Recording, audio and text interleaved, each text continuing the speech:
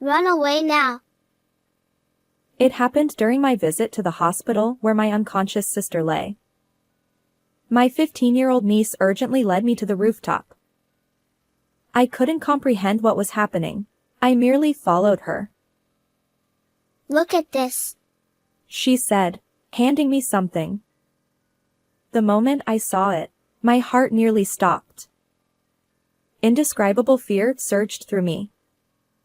Before I knew it, I had unconsciously leaped from that spot. My name is Brenda Martin, and I'm 46 years old. I've always been focused on my career rather than marriage and family. While my peers were experiencing life changes like childbirth and parenting, I stayed true to my own path. I had one sister. We lost our mother when we were young, and the three of us, my sister, my father, and I, grew up supporting each other. When my sister got married, I genuinely celebrated her happiness. Unlike me, she chose to be a stay-at-home mom, creating a happy life with her husband, their daughter, and their pet cat. However, a sense of unease began to creep into their daily routine when her daughter, Emma, started acting differently. My cheerful and energetic niece seemed to be carrying some worries. Especially when the topic of her father came up, she would suddenly become moody or fall silent. What's wrong lately? Did you have a fight with your dad? I asked. But Emma wouldn't share anything specific, responding with a vague, No, it's nothing. Reflecting on my own adolescence, I understood that this phase often involves disliking one's father. Meanwhile, my sister and I continued emailing each other as usual. However, one day, her replies abruptly stopped. Initially, I assumed she was busy, but even after a week, there was no response. What's going on? This has never happened before, I thought. Worried, I called my brother-in-law, but he didn't answer either. Feeling uneasy, I decided to reach out to Emma. She answered the phone, her voice trembling. Aunt, Mom collapsed and is in the hospital, she revealed. I was stunned. Why didn't you tell me such an important thing? I'll visit her right away. Emma hesitated. Maybe you shouldn't come, Aunt. Despite her awkward tone, I couldn't suppress my desire to see my sister. What do you mean? Tell me which hospital. I insisted, determined to rush there immediately. When I arrived at the hospital, I initially headed straight to my sister's room, but my niece called out from behind. Aunt. Oh, Emma. She urged me not to go to the room right away. Why? I came to check on your mom, and I want to see her. I insisted. Emma tugged at my arm, leading me in the opposite direction of the hospital room. Something felt off, and just then, her phone vibrated. Emma checked it, her expression turning serious as she looked at me. Who is it? Shouldn't you answer? I asked. Without saying a word, Emma led me urgently toward the rooftop. Her demeanor was unlike anything I'd seen before, and I followed her. When we reached the rooftop, Emma pulled a bottle out of her pocket in a panic. It was the vitamin container I had given my sister a few months ago. My sister had been struggling with skin issues, so I hoped the vitamins would help. However, the contents looked slightly different from what I remembered. The capsules were a completely different color. What's going on? I asked. Emma explained. Ever since Mom started taking these supplements, her health deteriorated. She collapsed, and tests at the hospital detected poison in her system. Shocked, I pressed her. Is your mom okay? She survived, but she's still recovering. I can talk to her now. Relieved. I couldn't fathom how this had happened. My mind was in turmoil. So Dad suspected these vitamins, and they had them tested at the hospital today. Turns out, the same toxin that was found in Mom's body is in these capsules. What? The hospital reported it, and the police are on their way. Dad wants to use these supplements as evidence. Aunt, you need to escape before they catch you. Emma's words left me feeling desperate. My fingerprints were undoubtedly on that bottle, and I could be accused of trying to harm my sister. But I haven't done anything. I protested. It was clear this wasn't a mere coincidence.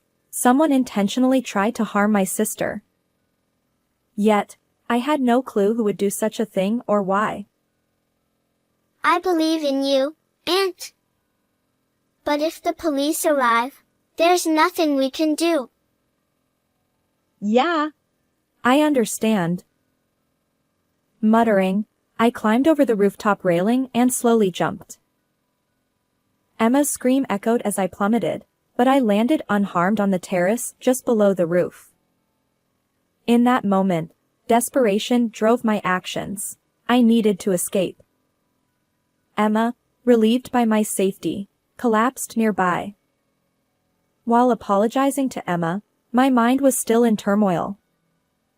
I was torn between the fear of being caught up in something serious and the desire to somehow uncover the truth. So, I hurried out of the hospital, got into my car, and headed toward someone who could help. And the next day, I visited my sister's house, and Emma welcomed me inside. If we search the rooms, we might uncover the truth behind this, I suggested. Yeah, I want to know why Mom ended up like this, Emma replied, her face filled with anxiety. Perhaps she had her own thoughts about the situation. I began searching the familiar rooms, the kitchen, the living room, the dresser, everywhere. Finally, I found decisive evidence that could prove my innocence. This is... Just then, we heard the sound of the front door being unlocked. Emma, are you home? It was my brother-in-law, Richard, entering the room after confirming Emma's return. Brenda? Why are you with Emma? His surprise quickly turned into a stern expression. You should turn yourself in. Stop causing our family more pain. Richard accused me without hesitation. But by then, I already knew, the mastermind behind this incident was Richard himself. Even with this, can you say the same? I pulled a small plastic bag from my pocket. Inside were genuine vitamin pills. These came from your desk drawer, Richard. Did you switch the contents in the bottle? Richard's expression flickered with surprise at my words, but he quickly masked it with a forced laugh. That's not evidence. Stop trying to blame me for your actions. He retorted. It's true that claiming Richard orchestrated everything based solely on this might be a stretch. However, just then, Emma stepped forward. Dad, the evidence isn't limited to this. She held up her phone. On the screen was footage of Richard swapping the capsule contents. My sister's home had a small pet camera installed for monitoring when they were away for extended periods due to their cat. However, my brother-in-law was completely unaware of its existence. It had captured his actions. Why would you do something so terrible? Richard stammered. It's just... You don't know what's inside those capsules. Why are you defending Brenda? His voice grew louder, but sweat began to bead on his forehead. Worried for Emma's safety, I stepped in front of her. It's not over yet. There's evidence that you imported poison from overseas. I confronted him. Huh? Did you search the house? Yes, with Emma. It's not illegal. We didn't break in. As I spoke, I handed him a piece of paper, a printout of purchase history from Richard's computer. He had imported a poison that couldn't be legally obtained in this country. I overheard Dad talking on the phone. You said if this plan succeeded, the inheritance would soon be yours. And Mom's health has been deteriorating, which seems suspicious. Emma's voice trembled, tears streaming down her face. But I couldn't tell anyone. I've been agonizing over this. If only I'd confided in you sooner. Her eyes held a mix of sadness and relief. I hugged her gently, feeling responsible for not noticing her distress earlier. Meanwhile, Richard paced the room, searching for another excuse. But this time, he was cornered.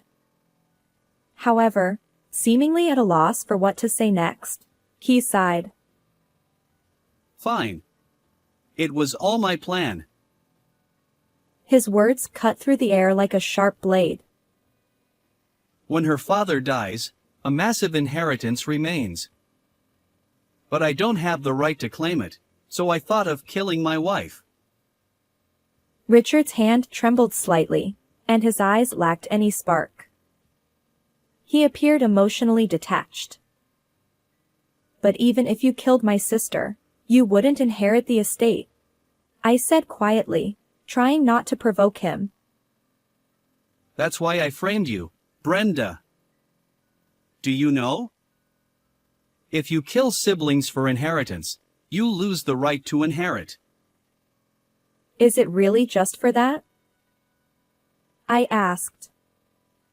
His plan was far more cruel than we could have imagined. My heart swirled with anger and sorrow. Then Emma would inherit everything from her grandfather. She's still in middle school, so practically everything would be mine. Emma interjected. But Grandpa is still alive. That's why I plan to stage an accident soon, making it look like he.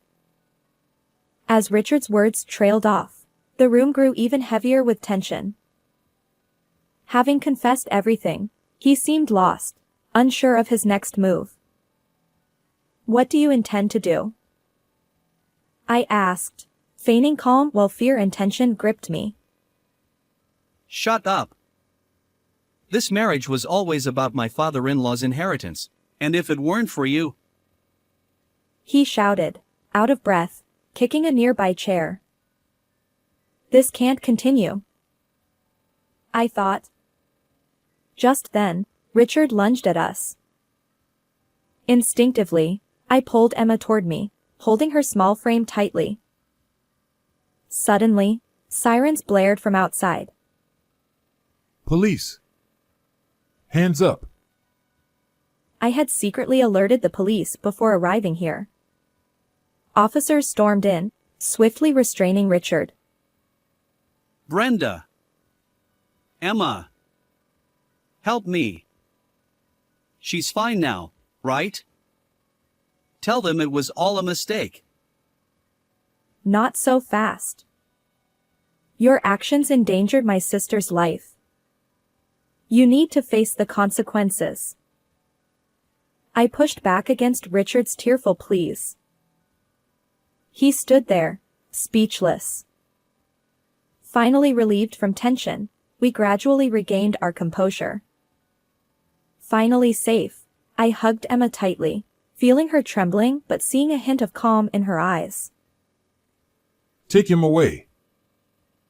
Richard, handcuffed, remained silent, staring blankly. To deliver the final blow to my brother-in-law, I looked him straight in the eyes. You didn't need to do all this. The inheritance was already yours. What do you mean? His eyes widened, and he swallowed hard. Yesterday, I visited our dad. He liked you and intended to share the inheritance from the start. But now, that's all null and void. I revealed. Yes, the person I met was our father. In fact, when Emma and I talked on the hospital rooftop, she mentioned that Richard had discussed inheritance matters on the phone. So, I went to investigate our father's estate. This can't be. His expression at that moment will stay with me forever. Confusion and despair seemed to crash over him simultaneously, shock rendering him speechless. Subsequently, Richard was naturally arrested, and the news spread nationwide. He faced societal consequences, and his life after release would undoubtedly be challenging. Meanwhile, my sister recovered safely after ingesting a small amount of poison. Of course, my sister divorced my brother-in-law, and she is claiming $30,000 in alimony and child support. Ironically, he will now be burdened with those payments, having aimed for the vast inheritance. As for me, I continued visiting my sister and niece, supporting them in their lives. Just as we did in childhood, my sister and I would face the future together, bound by unbreakable ties. Believing that beyond adversity lies a bright future. Please consider subscribing to our channel. Until next time in our next video.